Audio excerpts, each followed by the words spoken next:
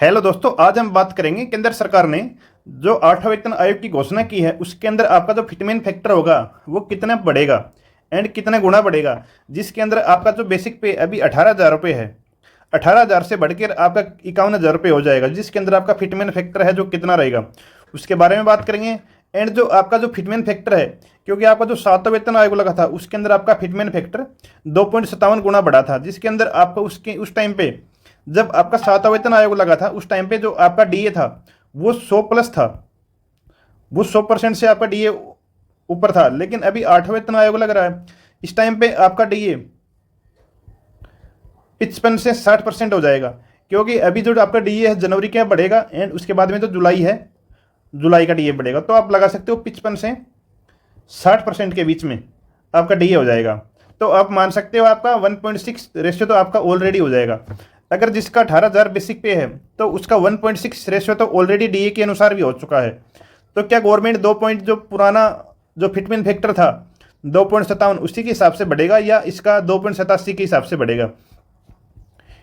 क्योंकि जो यूनियन की जो सेक्रेटरी हैं वो बता रहे हैं कि 2.87% बढ़ने की संभावना है। तो हम आपको बताएंगे कि इसके अंदर कितना परसेंट बढ़ेगा। तो आप इस वीडियो को पूरा देखिए, हम इस डिटेल में बात करते हैं। तो आप सबसे पहले देखिए 8वां वेतन आयोग की अगर बात करते हैं, 8वां वेतन आयोग। तो 8वां वेतन आयोग है ये लागू कब से होगा? क्योंकि 8वां वेतन आयोग है ये लागू 1 जनवरी 2026 से लागू हो जाएगा। क्योंकि ये जो 7वां वेतन आयोग है उसका जो कार्यकाल है 31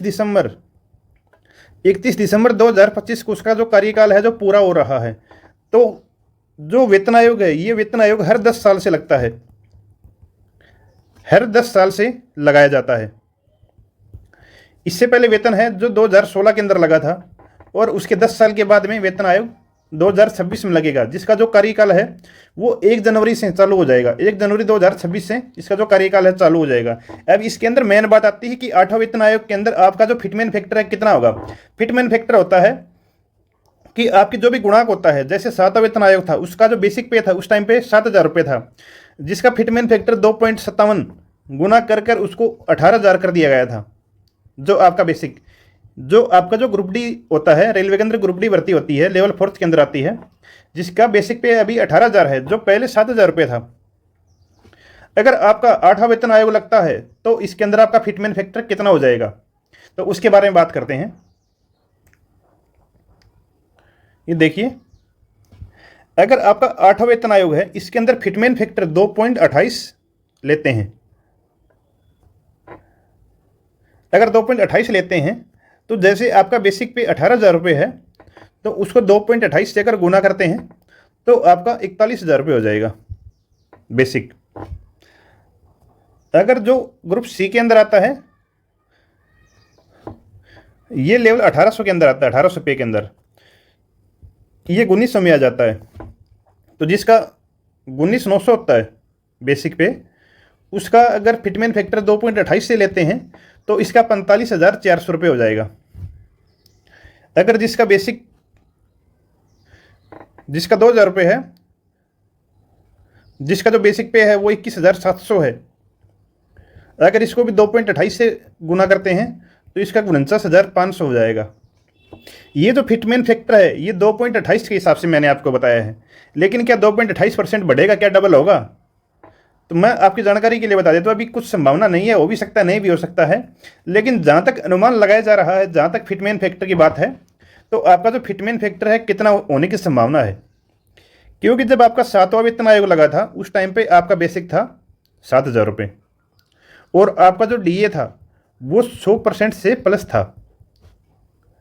तो आप ये मान सकते हो कि आपका दुगुना तो बढ़ता, क्योंकि उस टाइम पे अगर मान सकते हो अगर 100% है तो आपका अगर बेसिक 7,000 रुपये बेसिक पे आ रहा है तो डीए के भी 7,000 प्लस रुपये आ रहे हैं। तो ये तो इनको दोगुना बढ़ाना जरूरी हो गया था। उस टाइम पे आपका जो डीए था 100% प्लस था, करीब उसमें 120% के लगभग था, 120% के लगभग। और अभी आपका जो डीए है, अभी जनवरी का डीए बढ़ेगा एंड उसके बाद में आपका जो जुलाई का बढ़ेगा, तो आपका डीए दो बार बढ़ जाएगा। अभी जो जनवरी का जो डीए है, जनवरी का डीए 2 से 3% बढ़ने की संभावना है, लेकिन ज़्यादातर संभावना इसका 2% बढ़ने की बता रहे हैं। तो आप ये मान सकते हो आपका जो DA है 55% से लेकर 60% के बीच में हो जाएगा। तो अगर आप 60% मानते हो तो आपका जो बेसिक का 1.6 तो इसका ऑलरेडी फिटमेन फैक्टर हो गया है, जो आपका बेसिक पे है उसके हिसाब से ही हो गया।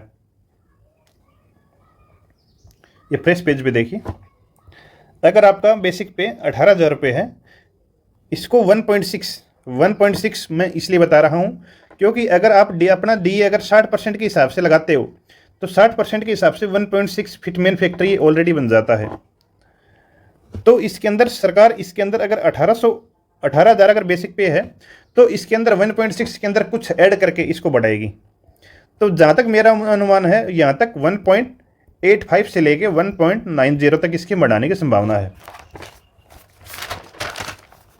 अगर ये फिटमेन फैक्टर 1.9 बढ़ता है तो आपका जो बेसिक सैलरी है वो 34,200 हो जाएगा। इसको राउंड फिगर में अपन 34,000 बोल सकते हैं, ठीक है। कि जहाँ तक अनुमान है तो 1.9 ये जो फिटमेन फैक्टर है ये बढ़ेगा तो आपका सैलरी है 18,000 से बढ़ के डायरेक्ट 34,000 रुपये हो जाएगा। इसमें आपका जो DA है वो दोबारा से चालू होगा, जो आपका DA है वो 0% से चालू होगा, 0 से दोबारा से चालू होगा, जो आगे 10 साल तक वो धीरे धीरे करता बढ़ता रहेगा। और जो आपका जो नेक्स्ट वेतन लगेगा, जो वेतन है जो पे कमीशन, ये हर 10 साल में लगता है। कि जो पीछे है आपका 2016 के अंदर लगा था, जो अभी नेक्स्ट है जो 8वां वेतन आयोग है 2026 के अंदर लगेगा, 1 जनवरी से ये लागू हो जाएगा। तो करीब ये मान सकते हो जुलाई तक आपको ये पता लग जाएगा कि जो आपका जो फिटमेन फैक्टर कितने % बढ़ेगा। जो मेन जो खेल होता है वो फिटमेन फैक्टर का ही होता है। अगर फिटमेन फैक्टर सपोज मानो अगर फिटमेन फैक्टर 1.9 बढ़ता है तो आपका बेसिक हो जाएगा 34,000। अगर इसी फिटमेन फैक्टर को 2.57 से अगर गुना कर दिया जाए तो ये 46,260 रुपये हो जाएगा। तो आप राउंड फिगर में बोल सकते हो 46,000 रुपये। तो अगर आप इसका डिफरेंट देखते हो तो इसका हो जाएगा 12,000 रुपये अंतर हो गया इसका। इसको फिटमेन फैक्टर बोलते हैं। लेकिन मैंने बोला है ना आपको, जब आपका 7वां वेतन आयोग था उस समय जो आपका DA था वो 100+ था और अभी आपका होगा 55 से 60% के बीच में। तो जहाँ तक मेरा अनुमान है 1.85 से लेकर 1.90 तक आपका जो फिटमेन फैक्टर बढ़ने की पूरी संभावना है दोस्तों। और जो भी आपकी जो न्यूज़ रहेगी तो हम आपको सबसे पहले आपको वीडियो में बता देंगे। अगर आपको ये वीडियो अच्छा लगा तो इसको लाइक शेयर एंड सब्सक्राइब जरूर करें चैनल को। धन्यवाद।